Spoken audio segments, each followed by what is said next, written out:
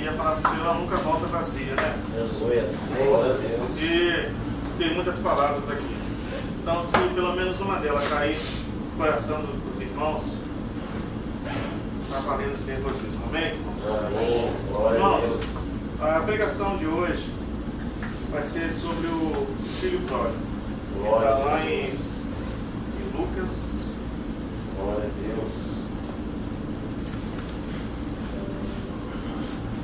capítulo 15.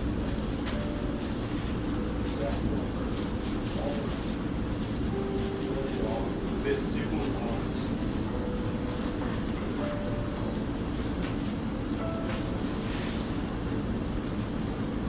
O Senhor, quando me deu essa mensagem, o irmão estava pregando sobre esse mesmo texto. O irmão Gilson já pregou aqui também sobre esse mesmo texto. E o maravilhoso na palavra de Deus, irmãos, é que a gente pode fazer uma campanha de um ano aqui, todos os dias, falar sobre o amor de Deus, escolher apenas um texto. E cada um vai trazer uma mensagem diferente.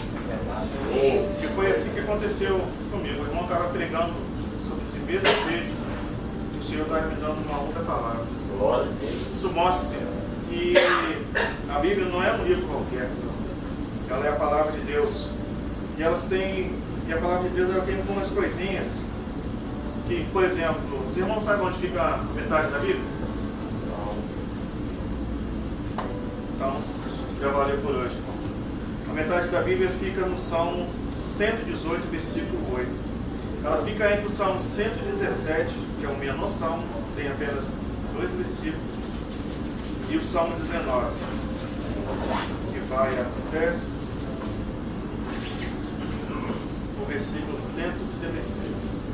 Aqui, Deus brinca com o ser humano, que acha que ele sabe todas as coisas. E no versículo 8, no Salmo 118, ele diz: é melhor confiar no Deus eterno do que depender de criaturas humanas. Ou seja, do versículo 7, do versículo 8 para trás, e do versículo 8 para frente, ele tem o mesmo número de versículos. Aqui fica a metade da Bíblia. Então Deus brinca. Outra coisa que Deus brinca com o ser humano é que a Bíblia era separada em 3 partes. De Gênesis até Zacarias, é Deus que fala com o povo. De Mateus até João, é Jesus que fala com o povo. E de Atos até Apocalipse já é o Espírito Santo. Agora, isso de trás para frente. Agora, se colocar de frente para trás, irmãos, é o Espírito Santo que ele te traz a revelação que Jesus é o Salvador. E é através de Jesus que você chega até a Deus. Só que, então você vai vindo, só se faltar um desses personagens dentro da sua vida, há algo de errado. Tanto como lá tem lá que fala sobre o arrebatamento, ou o Espírito Santo, ele não vai estar mais na terra. Você imagina, se o Espírito Santo que convence o homem sobre sobre Jesus, que ele é o Salvador, imagine como as pessoas vão se salvar. Vai ser muito mais difícil. Nós temos a oportunidade, temos culto, temos hinos, temos tudo isso. E muitas vezes as pessoas simplesmente não é chegada a hora. Mas vamos à palavra de Deus. O filho pródigo. Capítulo 15, versículo 11. E Jesus disse ainda: um homem tinha 2 filhos. Certo dia, o mais moço disse ao pai: pai, quero agora a minha parte da herança. E o pai repartiu os bens entre os 2. Poucos dias depois, o filho mais moço juntou tudo que era seu e partiu para outro país. Ali viveu uma vida cheia de pecado, desperdiçou toda a herança que havia recebido. Esse filho pródigo, ele estava enjoado de viver com o pai e com o irmão, e pediu para que o pai separasse a parte dele. O pai foi então, vendeu, e ele ficou com uns 50%. Se ele ficou com 50%, então ele ficou com 100% da sua herança. Ou seja, ele tinha a sua vontade própria, ele tinha dinheiro, então ele podia fazer o que quisesse. Então ele foi embora. Com essa herança ele partiu, foi para outro país, ou seja, ele queria ficar o máximo mais distante do pai. Ele começa uma nova vida e com muito dinheiro ele foi para outro país. Assim são aqueles quando começam a desviar do caminho do Senhor. Ninguém começa a desviar do caminho do Senhor querendo trocar o que é o melhor por qualquer coisa. Ou seja, se você, um exemplo, for trair, por exemplo, a sua esposa, você não vai trair sua esposa por uma outra mulher ou por outro homem, no caso, uma mulher, no caso do seu esposo, uma pessoa que tenha qualidades menores. Isso é burrice. Então, aqui, o que aconteceu? Se você for trair, ele vai querer coisas boas. Então, esse jovem, ele começou a gastar o seu dinheiro. Então, se ele tinha muito dinheiro, ele começou a gastar o quê? O champanhe. Só que a Bíblia fala logo depois, o dinheiro vai acabando. Então, vamos lá.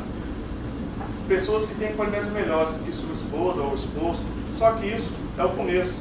Depois, essa traição não será mais em busca de qualidade, mas sim pelo simples fato de trair. Você começa hoje buscando qualidade. Daqui a pouco você está buscando outra coisa. Daqui a pouco o que vier está muito bom. Então aquilo vai contaminando a alma da pessoa. O jovem começou a gastar com coisas boas.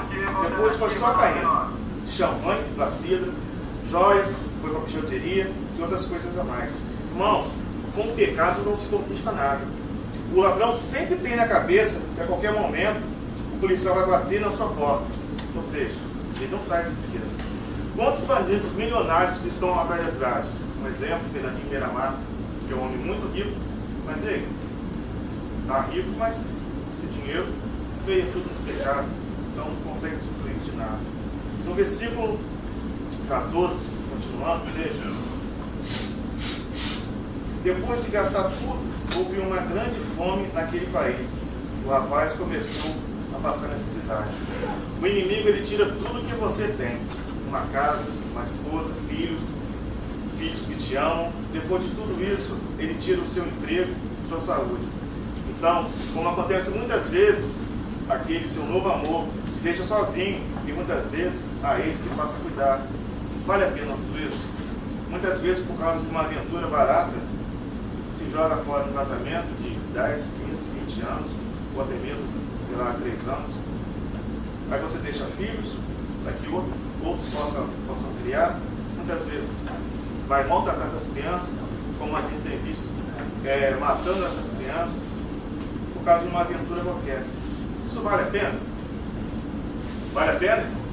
Não. Então ele passa a cuidar. Não, versículo 15.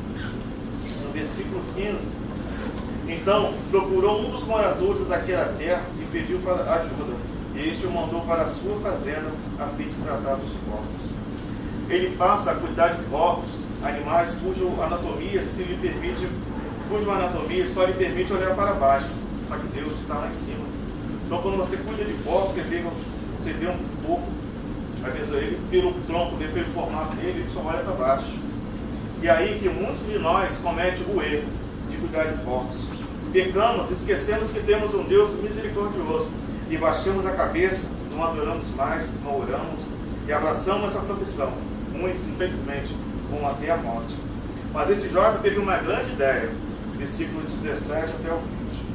Caindo em si, pensou: quantos trabalhadores do meu pai têm comida de sobra e eu estou aqui morrendo de fome? Vou voltar para a casa do meu pai e dizer: Pai, pequei contra Deus e contra o Senhor, e não mereço mais ser chamado de seu filho. Aceite-me como um dos seus trabalhadores. Então saiu dali e voltou para a casa do pai. Glória a Deus. Você achar sujo, o maior de todos os pecadores, ele vem até a igreja, vem até o culto de P8 para ficar perto dos herdeiros como um trabalhador. Não tem esse pensamento de quem dirige, quem toca, quem traz a palavra, que toca a palavra, que vocês são melhores do que vocês. Pelo contrário, nós somos piores ou melhores, mas a diferença que temos é que nós acreditamos na misericórdia de Deus e tomamos posse.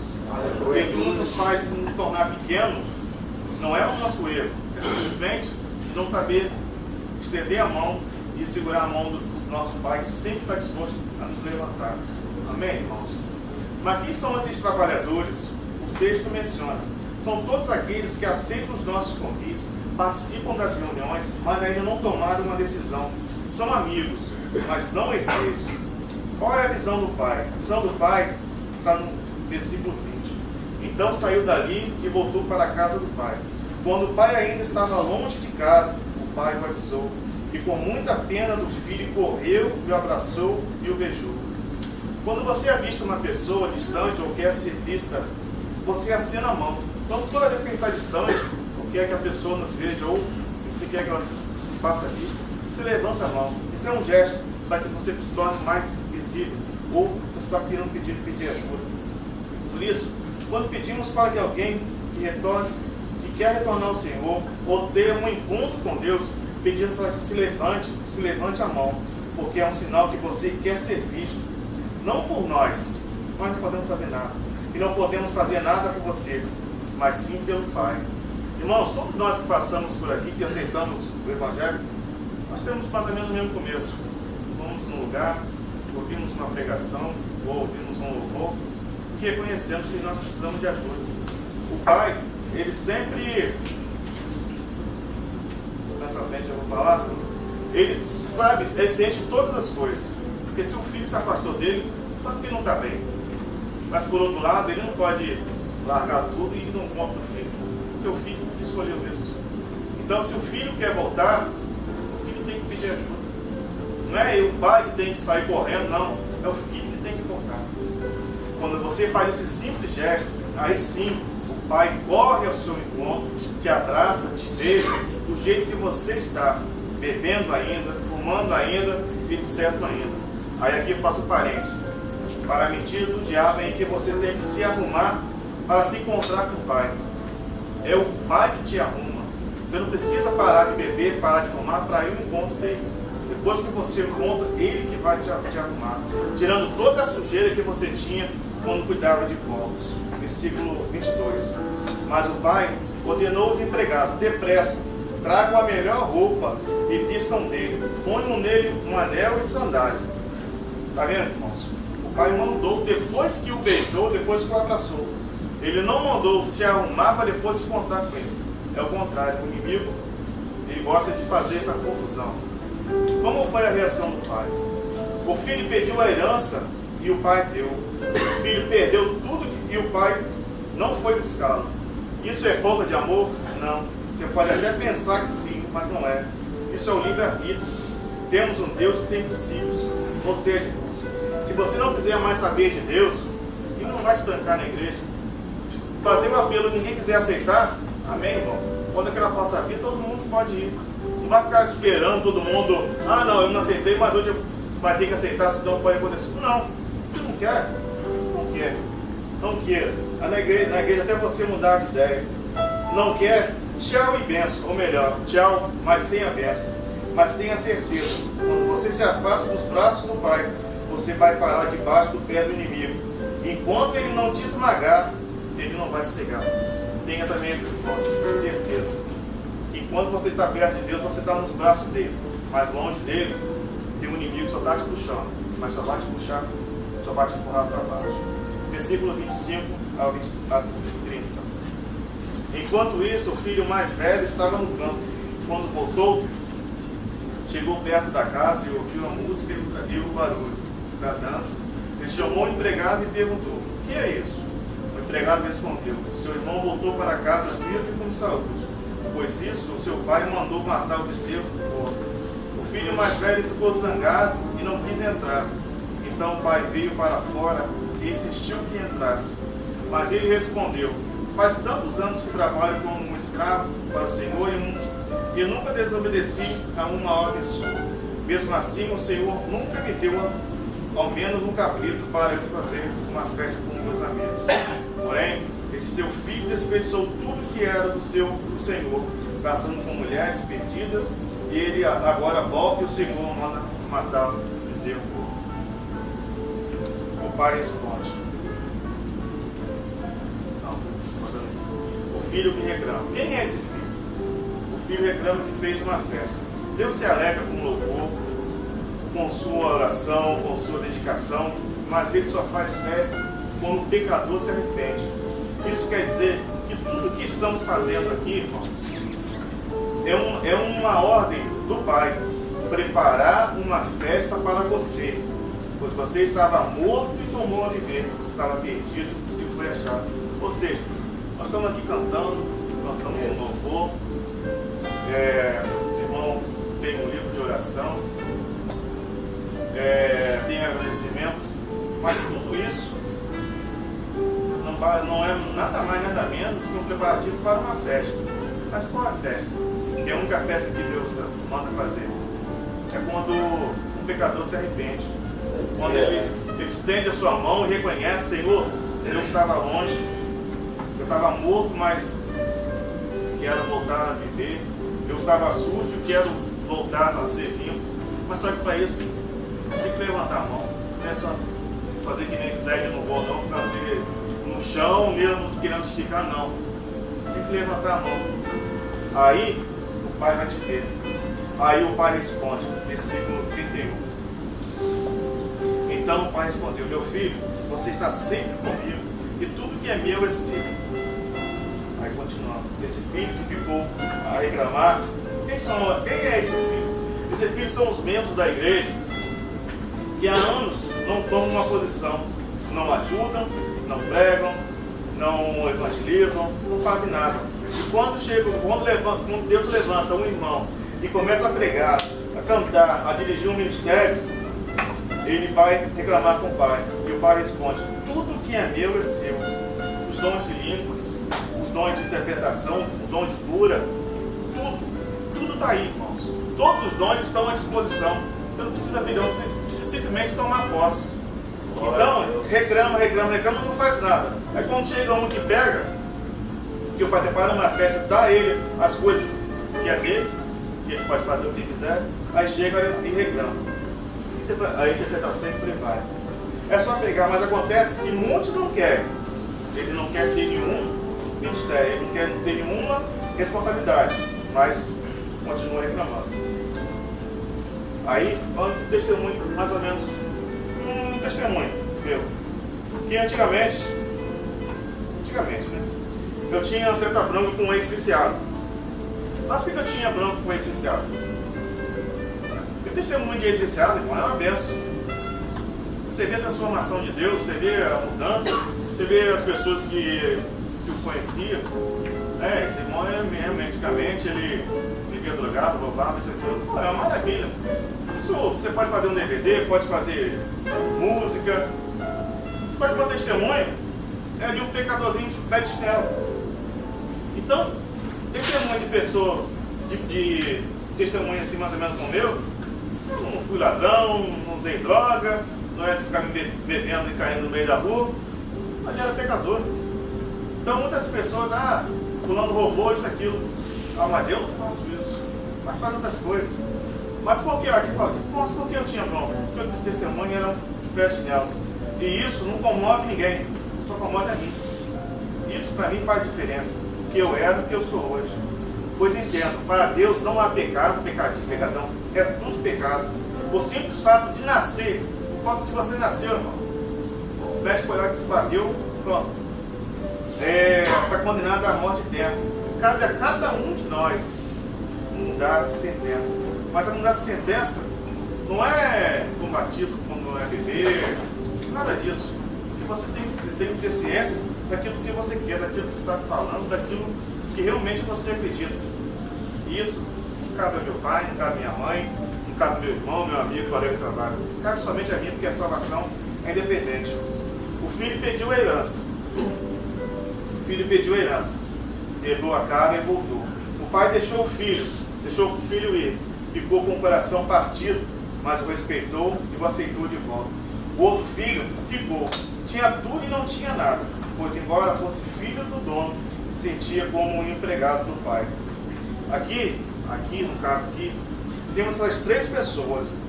Aquele que precisa levantar a mão para que o pai possa te ver e fazer uma festa.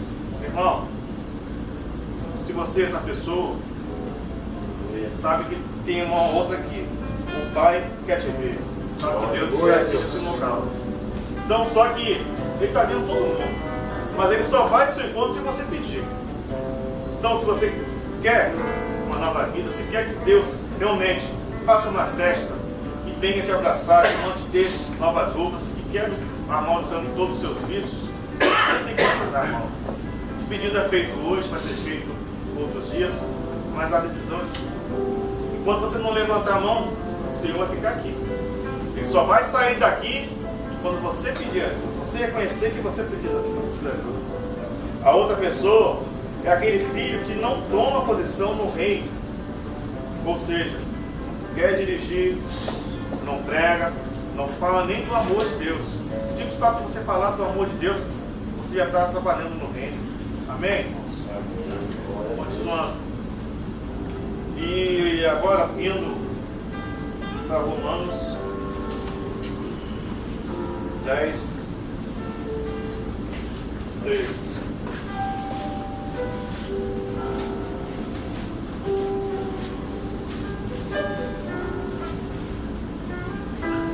Falar do Senhor diz. Como diz as Escrituras Sagradas, aquele que pedir ajuda do Senhor será salvo. Ou seja, quer ser salvo. Pessoa que está passando por dificuldade, que está se afogando, já tem que pedir ajuda. Já não pede, me mande uma pedra, me mande uma âncora. Ela pede ajuda, ela pede uma boia, ela quer uma coisa para que ela possa sair dali. Então, repetindo, aquele que pedir ajuda do Senhor será salvo. Mas como irão pedir se não creem nele? Aí vem a outra parte. Como é que você vai pedir ajuda do Senhor se você não crê que Deus pode mudar a sua vida? Aí fica complicado. E como poderão crer se não ouvirem a mensagem? Temos que falar do amor de Deus. E como poderão ouvir se a mensagem não for anunciada? Temos que anunciar, irmãos. E como poderá ser anunciada se não forem enviados mensageiros? Temos que sair, irmãos. As Escrituras Sagradas dizem como é bonito ver os mensageiros trazendo boas notícias. Eu acho que não tem uma alegria maior do que você falar do amor de Deus e depois você vê o resultado da vida daquela pessoa sendo transformada. Você vê uma pessoa que antigamente era triste, era oprimida, e pela mensagem que você deu de um Deus maravilhoso, de um Deus tremendo, você vê a mudança daquela vida. Não tem recompensa maior, irmãos. Porém, nem todos assim. E acredito na nossa mensagem. Continuando. Segue mais a mensagem. Versículo 16. Porém, nem todos aceitam a boa notícia do Evangelho. Então, nós também, que falamos do amor de Deus, temos também que saber que nem todos que a gente fala do amor de Deus, eles vão aceitar. Mas aí, não cabe a nós. A nossa parte é falar do amor de Deus. Quem convence é o Espírito Santo. Mas, esquecendo também tem o livre-arbítrio. A pessoa tem total direito de não querer. Portanto, a fé, o próprio Isaías diz: Senhor, quem acreditou na nossa mensagem? Portanto, a fé vem por ouvir a mensagem, e a mensagem vem por meio da pregação a respeito de Cristo. Amém, irmãos? Na igreja de P8, todas as terças, quintas e domingos, ela está aqui, das 8 às 9 horas, trazendo a mensagem do amor. Irmãos, essa foi a mensagem do Senhor. Glória a Deus. Uma palavra possa entrar no coração dos irmãos, possa germinar, possa dar frutos, e que aquele que ainda não está se afogando, não espere vir o mar se secar, não vai se secar, não. Peça ajuda para que não venha se morrer afogado. Amém, irmãos? Agradeço.